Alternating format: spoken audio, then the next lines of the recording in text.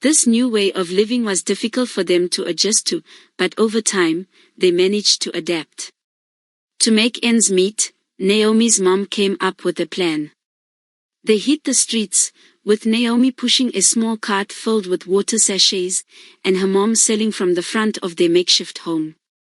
Their new routine meant spending long hours under the hot sun, going through crowded streets, and dealing with people who doubted them.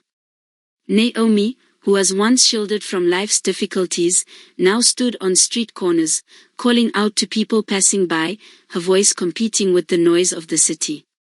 Their makeshift shop in their old, broken-down home became a small business. Water sachets were neatly arranged, and a simple sign told people about their small business.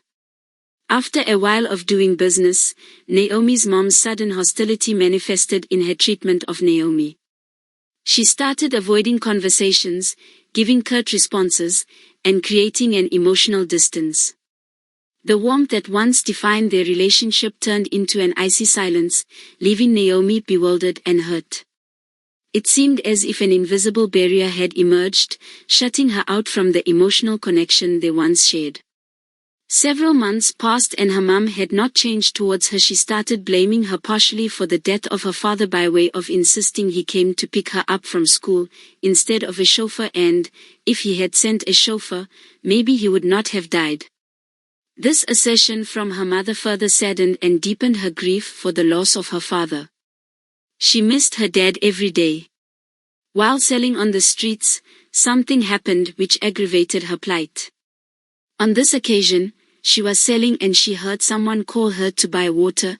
She outran the other sellers and approached the direction of the voice, only to find out it was a classmate of hers that she used to help with extra classes and money sometimes. She was shocked to see Naomi in that state and had to double-check to be sure it was the same Naomi she knew in high school. She felt very sorry for her and gave her some money and wished her well. Naomi felt extremely terrible but was appreciative of the money and went home afterwards.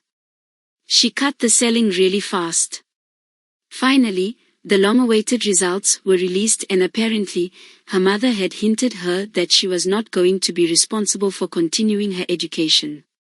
She passed the exams with distinction and was hoping she will get a scholarship, but unfortunately that year the government had decided to put a halt on scholarships due to the country's crumbling economy.